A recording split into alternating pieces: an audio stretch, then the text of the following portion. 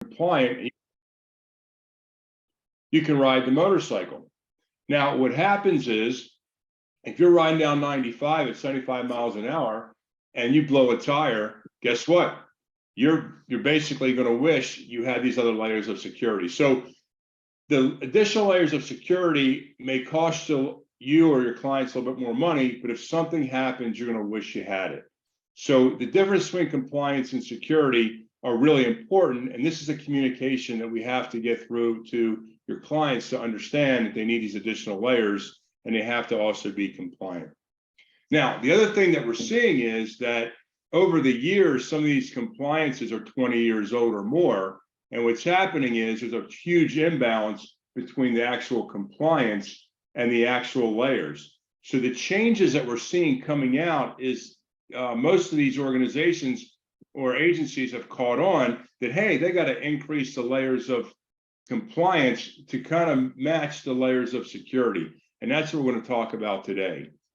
But when you look at compliance and best practices, you have to kind of break it down. So 50 of the 50 states in the US now have something called a state PII law, personal identifiable information laws, that if your client's data, or even your client, but your client's data gets out, the attorney generals in most states can actually fine you and you can be sued.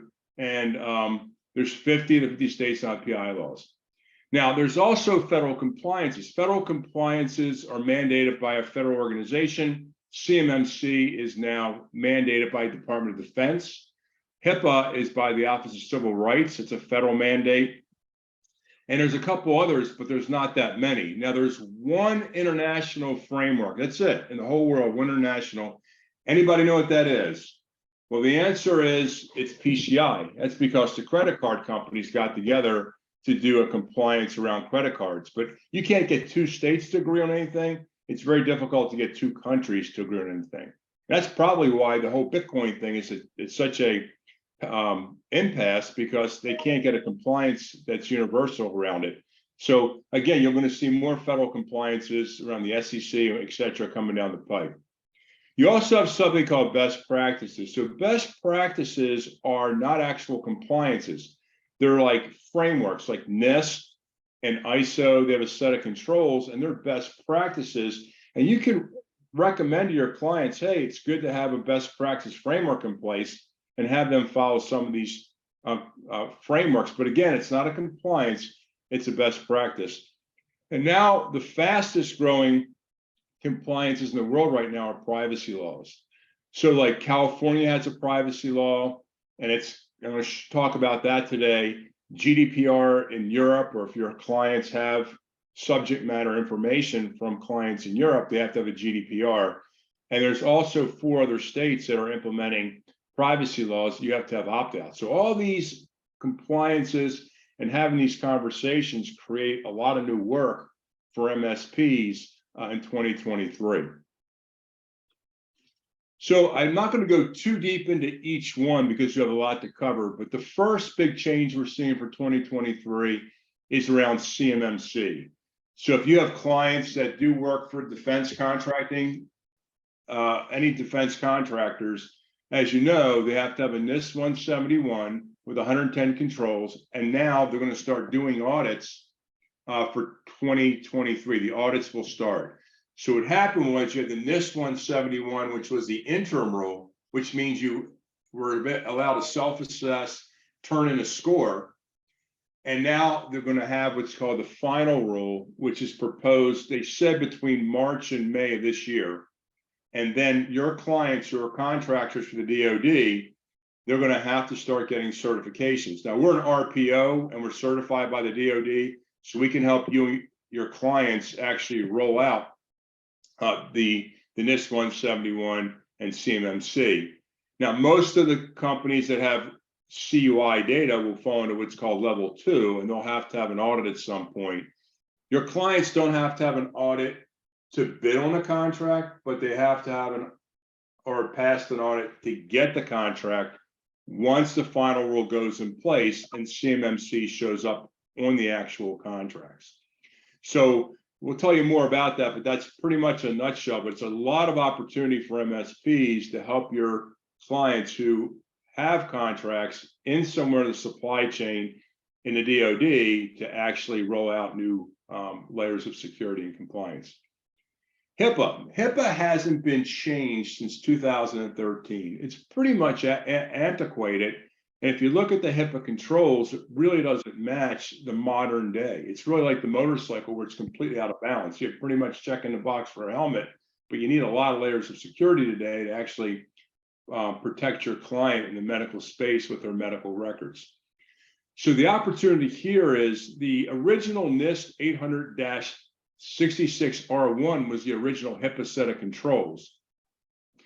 And in 2022, they came out with a new set of controls called the NIST 800-66 Revision 2 R2, which talks more about vendor management, malware, ransomware, mobile device management, cloud management. These things weren't even around in 2017. So now it's under review right now. And if that gets approved, there'll be a new guideline for medical practices that you'll be able to have rich conversations around to add layers of security into 2023. The next one I want to talk about is the ISO 27001. This is the largest worldwide compliance. Now in the US, it's big, but if you go to Europe and you go around the world, it is like the #1 compliance out there, especially around cybersecurity, 27001. Now, again, this was back at 2013 was the last time this was updated. And in 2022, they just updated as well. So the new audits that are coming around ISO are going to be around 2022 and 2023. Now, why is that important? Because again, a lot of the controls are modernized around mobile device management, around file encryption, data loss prevention, DLP, auditing and logging. A lot of these services, as you as an MSP can start rolling out to your clients because they have to check the boxes to be compliant. We'll show you how to do it, but there's a lot of opportunity around the ISO. So you have clients now that may have gotten ISO certification or following ISO, huge opportunity to go back to them and upgrade them in 2022. Now, we do a lot of ISO audits, and this is actually, you can get a certification with a piece of paper that your clients can show and put in their marketing material and can show their clients that they're not only compliant, but they're certified and have a piece of paper. And you can we get certifications for those $2,000. So it's something that you may want to be, discussing. A lot of the new cyber insurance and whatnot are asking for audits, and we can do inexpensive audits and work together and do that as well. Now, I think one of the biggest opportunities for 2023 is for your clients in the financial sector. Any clients you have that are wealth management, venture capital, private equity, the list goes on and on. There is a new proposed rule changes, which is going to step things up for your clients in the financial sector. They have to have an annual risk assessment. They have to roll out a set of policies and procedures, annual reviews. They have to have incident responses within 4 days, and they have to have a lot of documentation and make sure it's all documented. So what happens that I find on our financial clients is just by showing them this and recommending this is what's happening, and the SEC wants this, they're pretty much voluntarily saying, okay, let's just do it before it's even a final rule. The final rule is going to be for public companies first, and behind that will be non-private clients. But everybody we've talked to so far in the financial sector and showed them this is coming, they want to get started on it now because they want to be on top of it. The reason is the SEC doesn't have a formal compliance. They have what's called a guideline. So you have to take the information they're giving you, and then we usually roll out a framework, either NIST or ISO, and there's a set of policies that are part of that. And then they pretty much gives them a structure to follow the SEC. Now, what happens in the SEC or your financial clients, they're usually getting audits from time to time, and that auditor will put out a list of the questions they're going to be asking a couple of weeks in advance. And we're seeing things like disaster recovery, incident response. They're picking policies and procedures off, and if they don't have them, they're going to get dinged. So it's important for you to have these conversations with your clients to kind of be more proactive. So if they do get an audit, they're ready and they can show they have a mature security posture. The next one that is a big opportunity for 2023 is the FTC safeguard rule. So the FTC is the Federal Trade Commission. They're getting into cybersecurity and they're protecting companies. So think about it this way. If they don't follow SEC or they don't report to the SEC, this is kind of a catch-all that the FTC put out that upgrades the existing GLBA, Graham Breach Bliley Act, which protects more or less consumer data. So think about risk assessments, data encryption, multi-factor authentication. They're spelling out exactly what needs to be done and the layers that need to be implemented to protect and make your clients compliant. It was a December deadline of this year. They just moved it back to June 9th to give everybody a little bit more time. But this is like car dealerships, boat dealerships, any kind of dealerships that take financing, that take personal information to get like financing, mortgage companies, companies that do financial services that don't report to the SEC or some other agency, they all have to follow the FTC safeguard rules. So it's a big opportunity, and we can help you identify and strategize some of your clients. But if you do have a client in this sector, leasing company, keep going, more and more companies you can think of, you can approach them with this. Some of them know it's even a new compliance, and some do and don't know how to do it. Next big opportunity we see is the New York DFS. So we have several financial clients that we manage through MSPs in the country, and they don't necessarily have an office in New York. So if you have an office in New York, you definitely have to have a New York DFS compliance. But they may either have clients in New York or an office in New York. And if they do, they have to meet the New York DFS. Now, I've seen a lot of these compliances get stepped up, but nothing like New York DFS. Again, annual risk assessment, you have to have policies and procedures, but they've added things like tabletop exercises. These are like fire drills, right? So if you have incident response, disaster recovery, and business continuity, they say, fine, you got to run the exercises on, periodically, a couple times a year to make sure it works. So you have to run tabletop exercises or fire drills. And I think this is a big opportunity for billable time to do these tabletop exercises with your clients, because they have to do it. And you can put a structure in place and kind of, do some testing from time to time. And then the CEO actually has to sign off. So think about it this way. A lot of times these compliances would stay in the IT department. Nobody else even kind of bought into it. But now the C-levels have to sign off, which transfers a lot of responsibility to the C-level. So now you can start having conversations with the C-level. And remember, they're the ones that have the purse strings. So we can talk to them about cybersecurity and compliance is company-wide, not just specifically to the IT department, and you need to have a bigger budget. And we'll talk about that as well. And then there's talk about New York DFS adding audits to the actual compliance framework. So they follow the NIST framework, but if you have clients in New York, doing business in New York, or offices in New York, in the financial sector, huge opportunity to really step things up.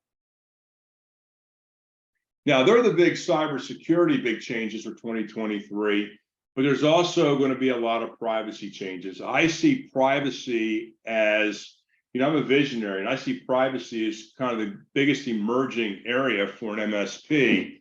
And again, we're still at the infancy, but CCPA, the California Privacy Act, which has been around a couple of years, is moving up to what's called the California Privacy Rights Act. So companies that do $25 million a year in revenue or house 100,000 records have to comply. And there's a whole set of controls and policies that we build out for companies that need to meet this. Now, I have a client in Maryland, right, that is doing they do parts for trucks, and they're a web company, and they do work in California. They're plus 25 million a year. They have to meet the California privacy. So not just companies in California, but it's companies that do work also in California. And then with that, 4 states have just are actually approved and will be implementing privacy laws in 2023. So if you have a client doing work in Virginia, Connecticut, Utah, or Colorado, guess what? You have to have opportunities like opt out. You have to do quite a few things and have policies and procedures to protect this data. So I think it's big opportunities for MSPs going forward around the privacy laws as well. And a lot of the clients we work with have multiple frameworks because they might have a cybersecurity and privacy as well. The more frameworks they have to follow, the more controls, the more layers of security compliance that you can implement as a MSP. So when I talk to a lot of MSPs across the country, one of the big things I hear is, well, how do I keep up with all of it, right? I'm an MSP. I don't have all medical. I don't have all financial clients. It's very rare to find MSP that has, you know, a vertical market or specialized in a vertical market. So the answer is, you don't have to keep up with it. We'll keep up with it. Most MSPs we work with have, let's say, 2 government contractors, 3 financial, 4 medical, 3 insurance, 2 legal, and it's impossible to keep up. So we are specialists that work with MSPs that can help keep up with this so you don't have to. So, and we'll tell you more about how it works, but most of the clients you're working with, if you have the right information, you could approach them to put a framework in place, whether it's a compliance or a best practice. You know, I get a lot of calls from MSPs and they'll say, well, I have law firms, but they don't want to spend any money because they don't have any compliance. Well, it's about how to have that conversation. So I think law firms are one of the biggest opportunities because they have a lot of sensitive data, but the conversation's different. It's more around, they don't have a formal compliance, but they have clients that have compliances. So when you talk to a law firm, you have to understand what businesses they're actually supporting, and then you tie it into their client's compliance. So for example, if they're a defense contract, a defense, medical defense, they're gonna have a lot of sensitive medical records. They fall into HIPAA BA or business associates. You're doing work for banks or legal organizations, guess what? They have sensitive financial information and they're bound by their client's compliance. You might have to put them into an FTC safeguard. So you see how understanding the sensitive data and the businesses that they're in, you can make these recommendations. And again, these companies don't know what to do. So you can help have these conversations and create new opportunities. Huge opportunity. Now, when we first started working with SureShield some few years ago, about I guess it's been about 6 or 7 years, all we had was medical, right? So all we did was HIPAA, and that was really the first compliance. And if one of our clients, when I was an MSP, called for medical, we'd roll out the SureShield portal and we did a HIPAA compliance. And then a client would say, you know, I need a SOC 2 audit. So then we start rolling out the SOC 2 framework. And they'd say, I need NIST and ISO. So over the years, we've built out over 20 frameworks. These are the most common frameworks. And we also offer verification badges for companies that meet these compliances. It's growing, and I would say that most MSPs we work with have all different types of clients. We haven't been stumped yet, right? So if somebody asks for a certain compliance, we either have the framework, we're working with SureShield, they'll build the framework in a couple of weeks. So that's one of the big pluses working with us in SureShield is you can come to one company and we can handle all the different compliances. So 1 month it can be financial, next month could be medical, manufacturing, CMMC, doesn't matter. You have one company can help you through the whole process. And that's really what's made us unique partnering with SureShield. Now, one of the last things about having all these frameworks is something called crosswalking. So what's nice about the SureShield portal is once we get one framework in place, like a HIPAA, if a client now needs ISO or they need SOC, we can hit the button and crosswalk all the common controls from one compliance over to another compliance, which means all we have to do is focus on implementing the changes. So a lot of the compliances here have some what's called overlap. And instead of recreating a wheel with every compliance somebody needs, we have the crosswalking features to actually just do the changes. And we have clients that have as many as 6 frameworks now, depending on their business. Some have 1, some have 2, but we have clients with as many as 6 different frameworks. So what's really creating and driving these new conversations? So the first thing that we're seeing, and it was big in 2022 and hopefully bigger in 2023, is client requests. So you may have a client that has a client that's sending them questionnaires and requirements for them to have a mature security posture in place. It's called the supply chain, because nobody wants to be the one that's the on-ramp for the actual breach. So you're going to see more of your clients sending questionnaires. And a lot of times you can just say to them, look, we'll fill them out. So if you don't want to fill them out, we'll fill them out. But it's important that we fill these out properly. And it gives us opportunity to have a conversation with the client if they're missing layers or missing things in there, to come back and present new opportunities. And we're also seeing more client requests for actually audited statements. So some of the compliances like ISO and SOC and CMMC, they're actually audited. The other ones are actually self-assessment, but sometimes companies will accept assessments, self-assessments, and sometimes they want audits. What we are seeing is that smaller companies, whether, especially around like marketing companies and advertising companies, may have clients in the Fortune 1000, they're all asking for audited statements. So they're really, stepping things up. So be able to look at and talk to your clients. If they get any questionnaires, let's look at them together, and let's see if there's opportunities to make them more secure and also help them, anticipate them getting business in the future. New regulations we just talked about, big driver for new business for MSPs. We just talked about that. We just touched on a few, but there's more out there. Breaches. If you have a client that had a breach, hopefully you don't, but they do, or a ransomware attack, that's a good opportunity to talk about adding new layers of security into our framework. If they know somebody that had breached, a lot of times you can get that into a conversation where they'll, want to step up their spending on compliance and security.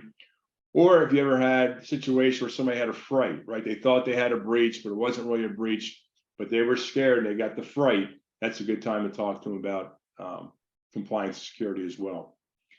The cyber insurance industry has gone bananas in the last year. We make the cyber insurance part of our risk assessments because it's a big tie-in. If something happens, we want to backstop. The forms that we're getting are just daunting. Some are as many as 10 pages long. I'm sure everybody's seen these. There's no two companies that offer the same insurance. It's all over the board. And now they're even talking about like excluding things like nation state attacks. So, I've done forensics work over the years, don't really do much of it anymore, but over the years, a lot of forensics work. And I would say a third of the attacks, when we traced the IPs, came from overseas, Russia, North Korea, China. And if we don't really know whether it was by the nation state or just some guy in a basement with, a ransomware attack, but the insurance companies can use something like a foreign IP and just exclude the claim. And that's what's going to happen going forward. So it's going to be more important than ever as an MSP to step up the levels of security and compliance to your clients, because these insurance companies may not offer the same backstop they're offering right now. I mean, think about it. It's like having a beachfront property and it covers everything, but it doesn't cover flood insurance, right? I mean, you need flood insurance if you got a property by the beach. It's almost the same thing. You're going to need nation state coverage if you have a business and you get hacked. And then you're seeing the mandatory audits, like we talked about, CMMC, mandatory audits, clients asking for SOC audits or ISO audits. So we're seeing more requirements for the actual audit. Why? Because it holds a lot more weight to have an outside entity or an independent entity come in and review the work, right? So our job right now is to do really good readiness work so we can crush the costs of audits. So we've gotten ISO audits down to $2,000. We've gotten SOC audits from like $40,000 down to $12,000 for clients. So the more ready you are for a compliance for your client, the less the audit is. And because these auditors know we're coming in and everything's ready. The old way, the auditors would be called in first and they have to get all this policies, procedures and whatnot done kind of in reverse. And it would cost tens of thousands of dollars because they're working by the hour. So we've kind of disrupting that industry a little bit by being super ready up front. And there's a big opportunity for MSPs to help companies get ready, and then bring in the audits at a less of a cost. Now, it's also important to start having some new conversations with your clients, and we kind of teach MSPs how to have these conversations. We're having tremendous success. So you want to kind of separate the managed services, the security, and the compliance. And the reason is we're going to go into a tough economy. I've seen this economy 4 times, 3 times as an MSP, first time really as Choice Cyber Solutions as a compliance expert. But again, people are watching every line item. So you want to make sure that your managed services doesn't be perceived to actually be increasing too much. So your managed services you want to protect. You want to have a separate conversation around security 2.0, which are the additional layers, like the motorcycle, additional layers you're going to need that if something happens, they're going to really need it. And then a separate conversation around compliance. Compliance is not managed services. It's policies, procedures, it's training. It's a different conversation. And it's not just coming out of the IT budget, it's coming out of the overall company. Companies need to have compliance and company-wide, not just out of IT. So there's an opportunity for you to educate your clients in these different lanes, price your services in these different lanes. And then if a competitor comes in, guess what? Either they're not offering all 3 services or they're going toe-to-toe with just managed services. It's very important that you present it in this light going forward. The other thing is you want to start talking to your clients about security 2.0 and compliance, because they may not need it right away, but they should start budgeting for it because they may require it. And I think the more conversations you have, if they know you have it, then they know to come to you for it when they do need it or ask for it. They're not going somewhere else. That's very important as well. So budgeting, especially as we move up to the C levels are very budget conscious. You got to start thinking about budgets. Some people will start spending money now. Sometimes you're budgeting for 2023 or 2024. It's okay. Create the space now. It'll be here before you know it. So we have a 3-stop process called assess, address, and maintain. So just like in managed services, I learned as a student of managed services, and it was all about systems and processes. You couldn't scale it without having a system or process. The same thing in security and compliance. We started winging it, and we couldn't really scale it, but then we had to put in a really tight, repeatable process. And the process is called assess, address, and maintain. And if you looked at all those compliances, the first thing they come out with is you have to have a good risk assessment. Because unless a good risk assessment's in place, it's pretty difficult to figure out the gaps and then how to address the gaps or mitigate the risk without understanding it. So we have one of the best risk assessments out there. So the first step is usually a really good risk assessment that we provide with you. And then once we have the gap analysis, then we can address or put the layers of security in place to bring your clients up to an acceptable level of risk. And once that happens, you don't want them falling backward because things change the next day. So you also want to have maintain ongoing services around recurring revenue and services that are provided on an ongoing basis to make sure your customers stay compliant. So as things moving so fast, we have a repeatable process called assess, address, and maintain. You can offer this to your clients. And we work with MSPs all over the country, and we have clients in different phases. Sometimes they're doing assessments and then they're off doing the projects and the recurring revenue. So the assessment creates a lot of new projects and also creates a lot of new MRR services around the maintain. So if we break down the actual risk assessment, the first step is the framework. Now, if it's HIPAA, guess what? We pull out the HIPAA framework from SureShield, 85 controls, and we just start assessing it. But a lot of these compliances and frameworks aren't so easy to kind of pull out. Like, for example, when we go to a financial and somebody's a wealth management company or they're private equity, or they might be doing work in Europe, they might be doing work in the United States. So like this morning I had a conversation with a venture capital company, and they needed NIST and also GDPR. So sometimes you got to take a little time and figure out the right frameworks that's going to be best for their business. And once you get the framework in place, then we can start assessing the controls and start doing the gap analysis. We also have to do scans. The data scans, especially in privacy, are really, really important. And the reason is most companies don't understand the data. But if you look at all the compliances, if they have a breach, guess what? It's based on number of breached records, whether it's state, HIPAA, it's based on breached records. So it's important for us to be able to scan and understand the sensitive data and know what the risk is. The other thing is we're seeing risks like $368 million. And I'll say to them, how much cyber insurance do you have? And they'll say, well, I have $2 million. Well, something's totally out of whack. Because if they have a breach, guess what? They don't have enough coverage. So we've got to start looking deeper at the risk, especially as people move to zero trust and the perimeters go down. We want to look at the risk in rest and in motion. And once we understand the risk, then we can put things in place to mitigate it. Another scan that we do is we do advanced active vulnerability scanning. We want to simulate the attack, external and internal, because most of these hackers right now are creating attacks or ransomware, etc., malware around the vulnerabilities.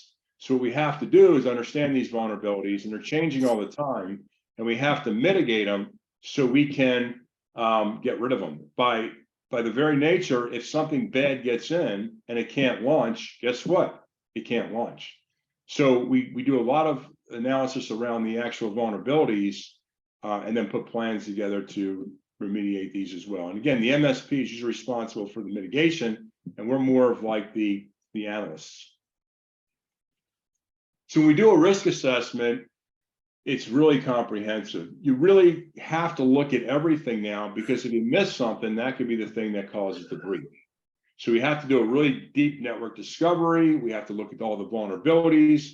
We have to look at all the applications, not only in the cloud, but actually at the client. A lot of times we're seeing software that's like not even supported anymore, right? It can't get patches or updates. And in the cloud, we're seeing things that just aren't configured properly. Because, like Google, they say, look, we got every certification in the world, but if you don't enable two-factor and you don't enable auditing and logging, guess what? It's not on. So you have to look at not only the client's workstations, their servers, their infrastructure, but also the cloud and how they work. People have working at home, they have BYOD. You have to look at a lot of things today to really understand the risk. And then we tie back to the compliance framework. Most companies have some policies in place. So every framework has a set of policies, but sometimes we'll see, some policies that we can use in the employee handbook. So we try to take everything that's out there right now and look at it, and then make recommendations for the policies as well. And then the data flow, it's really the sensitive data flow at rest and in motion. So a risk assessment needs to be very comprehensive. Then once we get the risk assessment, we analyze it, then we sit down with you, the MSP. We don't go to the client, we come back to you, the MSP, and then we hammer out a plan. Now we look at all the good things you have in place, and then we build out a plan for the things that are missing. And these are just some of the layers that companies need today that you may or may not be offering. And if you don't, we'll help you make some recommendations of some options of things that you could offer to increase your MRR or shift kind of your product suite. So a lot of times we'll sit down with an MSP, learn their existing stack of what they have for, security, firewall, encryption, et cetera, and then we might, make some recommendations of how they can add some layers. Big opportunity here. And then once we get the plan in place and the budget in place, then together we will present it to the client, to your client, and as a team we present it, and then we would start implementing the recommendations. Usually we're doing more of the administrative and you're doing more of the technology, and we work together to get the framework in place. So our services pretty much fall into three categories. We do a lot of risk assessments. I think we do as many as 100 risk assessments a year. And when you do them over and over again, we have a team that is very proficient at it and very good, and we can do them very quickly. The more risk assessments we can do, the more projects and recurring revenue we can tee up for you. Then we also have what's called continuous compliance. So we used to just do the risk assessment and do the implementation of policies and procedure, et cetera.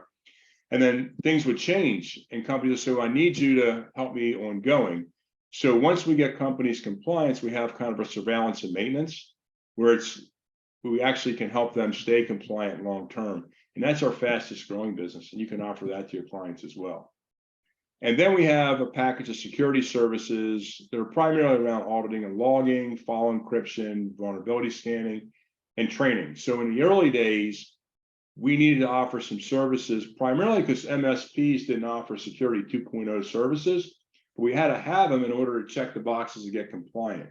Today, the MSPs you work with are stepping up most of their layers and moving into security 2.0. So if you offer it, we don't. We'll focus just on the compliance. But at the end of the day, we just got to make sure we have the services in place so we can make sure that customer checks off all the boxes that is in their framework. So continuous compliance, when you break down the services, these are some of the things that we do to help your clients maintain compliance. But one of the big things that are being asked for right now is vendor management. So everybody in supply chain is responsible, and your clients are now responsible to make sure that their vendors are up to par with their cybersecurity posture. And again, like awareness training, if you do that, we just take it out of our service offering. But policy development is a big part of what we do, and policies get changed all the time as the business or things change within a business.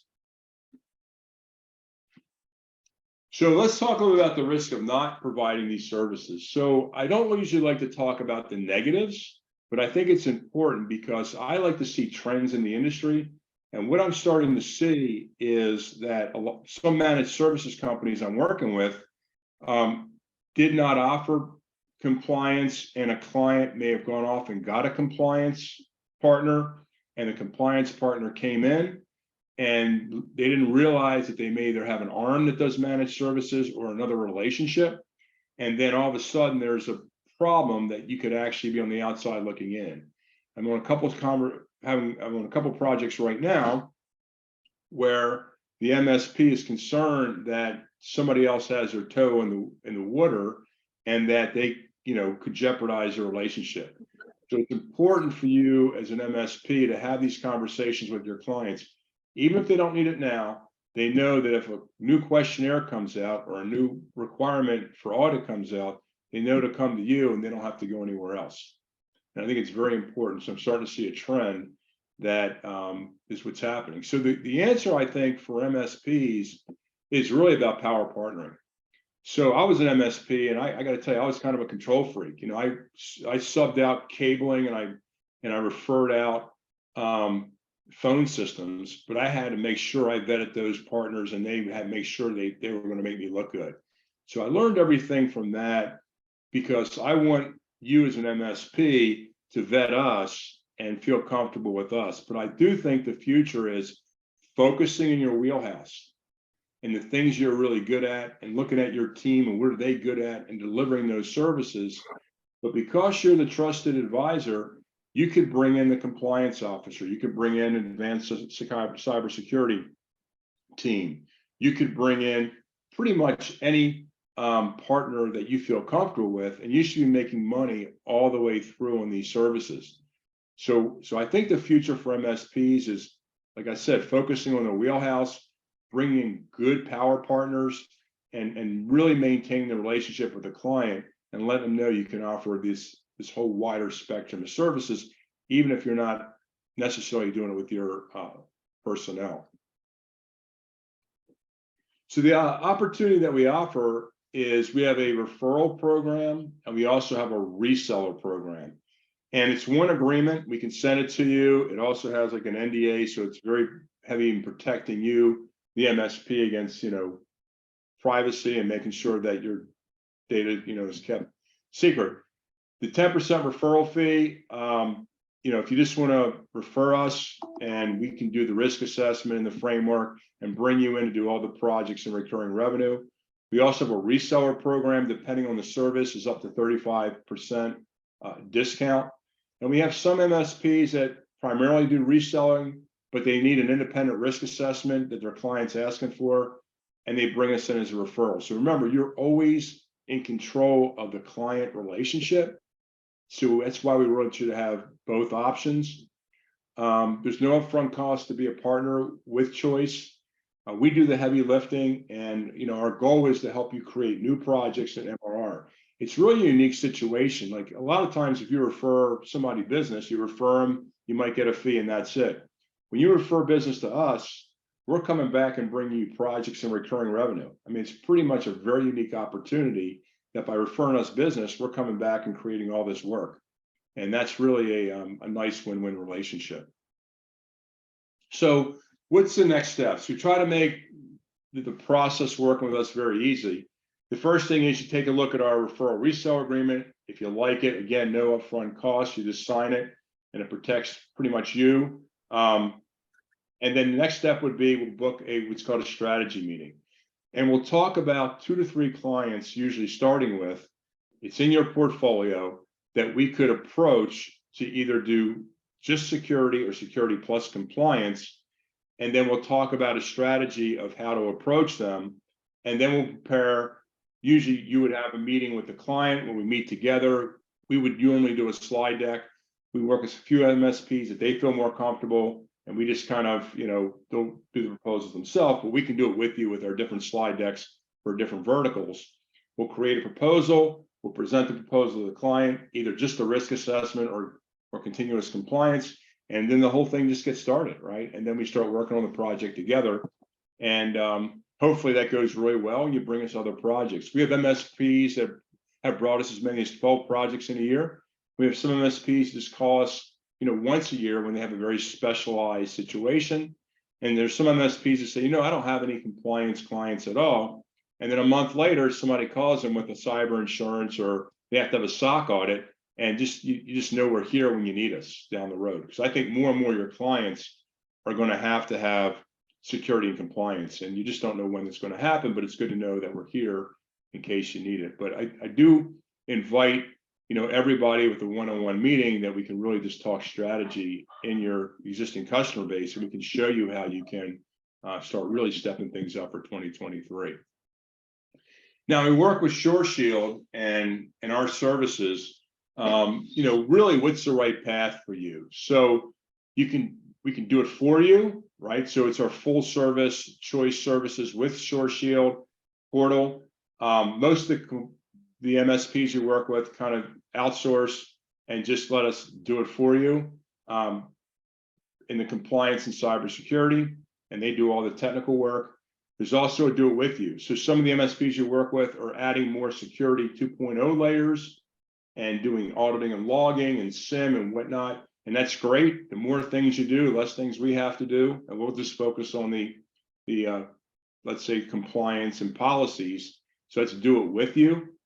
And then if you just want to license the portal, we'll talk to SureShield and just do the frameworks. If you have the chops to do it in-house, you can just license the actual portal and do all the services yourself. So what's nice about it is we have all 3 models. And, I've had MSPs where I started off with the do it for you, and now they're doing it with you. We're doing it with you as they're taking on more themselves. We're helping them build these different layers out, and they're taking on more and more. So we have a lot of flexibility based on where you're at right now. We can help you kind of build out that part of your business. Excellent. And Steve, I'm going to go ahead for the folks that have joined here. A couple of things just to point out quickly. I apologize, I was a bit late on starting the recording. You will receive the recording, but it may be sans the intro to the presentation. So my apologies for that. For those of you that are still participating, we actually want to take an opportunity to ask you if you are interested in a one-on-one consultation with Choice to think about what might be right for you and the path you may want to take.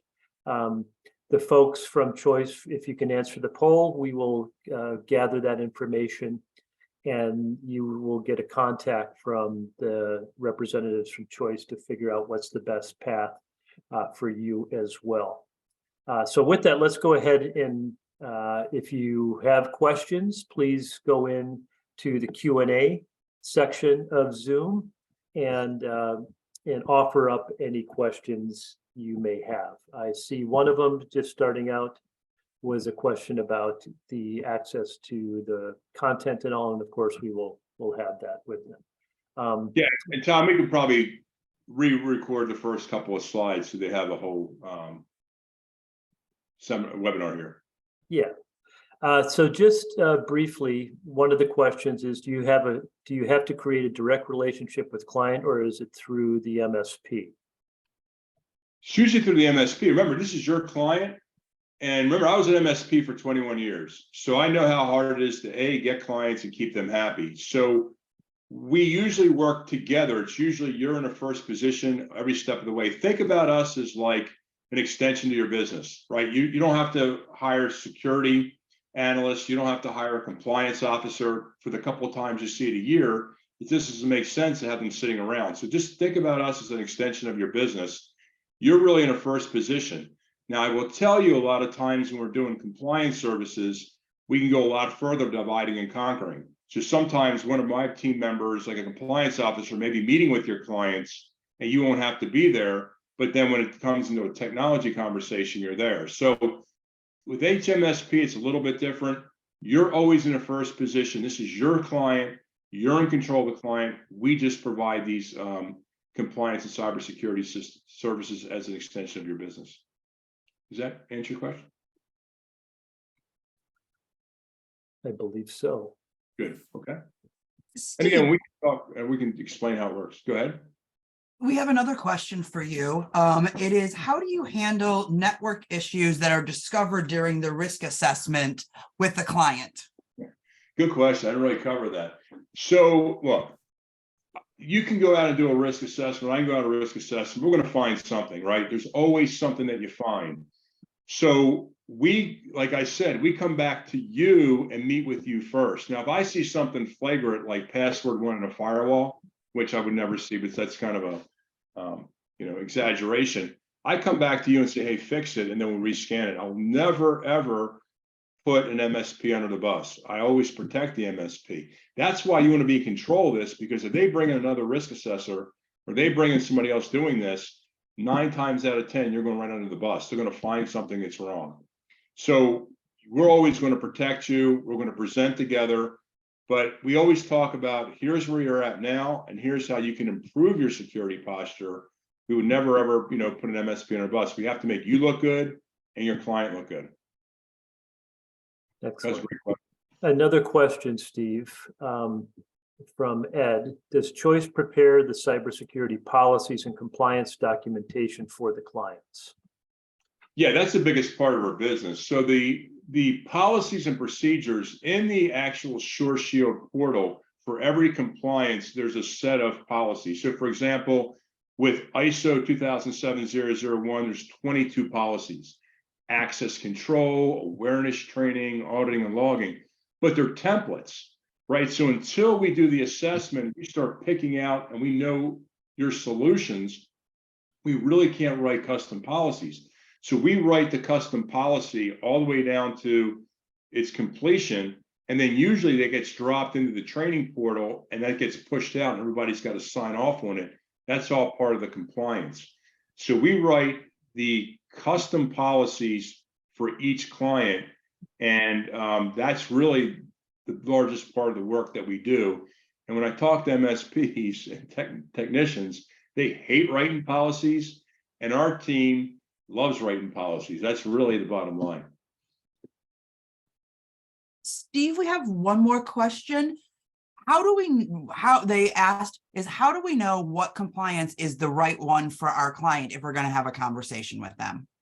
So I would like to, that's why we went to strategy meetings. So what we would do is pick 3 clients. If you pick one and they don't do anything, we use momentum. But if you pick 3 clients and we work with 3 to present to them, usually one's going to approve it, and then we start working together and get some momentum going. But it does take a little time sometimes. I have to learn a little about the business, where they're working, where their offices are, what kind of business they're in. Some, like I said, like HIPAA, it's pretty straightforward. If they're medical, it's HIPAA. But if it's financial, it could be, ISO, it could be NIST. So we will do the strategy sessions with you and teach you how to do it. but sometimes you got to spend a little time up front. Sometimes I look at the website, like a financial company might also report to FINRA, and FINRA has their own set of controls. So that's why you need these strategy sessions. We'll figure out your client's business, and then we'll pick out the frameworks that's right for them.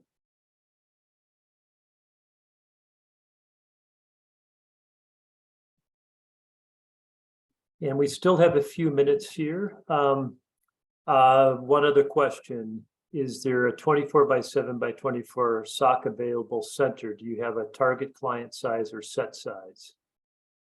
Yeah, so because I work with MSPs, we don't have a set client size, right? So it's really interesting. It's two pieces of the puzzle there. So if I work with an MSP, we'll take on any project. We have MSPs referring us financial companies that could be 5 employees that are managing $1 billion worth of assets. So in security, we're looking more at the sensitive data and assets, whereas an MSP, I used to look more at the seats. So, you know, a little larger client, 50 to 100, that's a sweet spot that really needs to do this. That's where we shine. But we have MSPs who bring us clients with 5 users all the way up to, you know, 500 users. But the sweet spot is probably 25 to 50. The second part of that question was 24 SOC. We have a service that has a 24 SOC, but if you already have one or have a relationship, that's fine. We just got to make sure that it's in place for certain compliances so we can check the boxes. Great. Couple more questions, Stephen, please. For those of you who are still on, we'd appreciate if you could go ahead and answer the poll as to whether you would like to be contacted, not, or maybe later. But one of the questions here is if we sign an NDA, can you show us some sample proposals or you know, invoicing kind of pricing for services to see if it's a good Absolutely. fit We for have the a whole clients? price sheet that's standardized for pricing. So if you've signed the referral resale agreement, we'll show you the pricing. We have brochures, all kinds of tools that you can use for your clients. But if you just want me to show you before you sign anything or sign up, I'll be happy to do a one-on-one meeting and show you the entire pricing and how it all works. And some outline of like proposals too. I think Yeah, that was the question. again, it's a relationship. You have to feel comfortable with us to bring us into your clients with you. And I know it. I was an MSP for 21 years. So, you know, it's a double trust relationship. So we're willing to put the time and up front with you to show you and teach you. And, you know, it takes time, I know, to build the trust, but, you know, usually start with one project, build trust, and go from there. And then do you work with MSPs in Canada or, you know, outside the United States? This one is in particularly for clients that are under PIP EDA. Yeah, Pepito. So yeah, we do work in Canada. We have several MSPs in Canada, and we're doing several of the compliances in Canada. We're also have clients in Europe and Ireland and whatnot. So we're doing some work worldwide. The majority of the MSPs we work with are in the US, but we do have MSPs that are international, and the compliances that we keep up with are international. So we have a client in the US that has an office in South Africa, and we have, you know, Southeast Asia. And so we're really becoming more of an international compliance company and working with MSPs in the future more and more outside the US. Excellent. And any other questions? We have about a minute before the hour, and appreciate everybody's attendance here today. Please go in and ask those questions. If not, as a reminder, you will get a copy of this presentation. You will receive the recording to this, maybe missing the first 20 seconds or so of the presentation. My apologies again. And then certainly for those of you who have indicated an interest in that consultation, keep an eye out for a follow-up contact from representatives from Choice.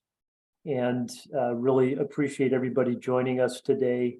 As Steve pointed out, for your business, there's obviously a significant increase in the need for MSSP and MSP services, as we know.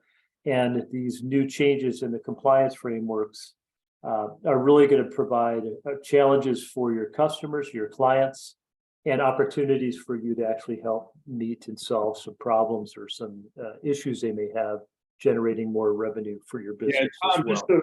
just to elaborate on that, what I'm finding is the MSPs that are going out and having these conversations with their clients, your clients really don't know, and they're worried about attacks. They're worried about cyber insurance renewals.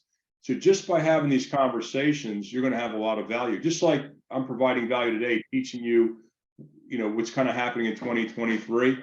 When you do your QSRs and you're meeting with these clients, you start adding value around compliance and cybersecurity, they're going to look to you and just kind of take your recommendations. So because you're a trusted advisor, you really are in a good position. You have a lot of influence with your clients, more so than you probably believe. Excellent. Well, Steve, thank you very much for your time and for the presentation. Excellent information, and hopefully good opportunities for those of you who are on here to generate some new business and meet a lot of the needs of your clients. With that, and thanks everybody for attending today. You bet. Thank you all, and we're going to go ahead and conclude the session.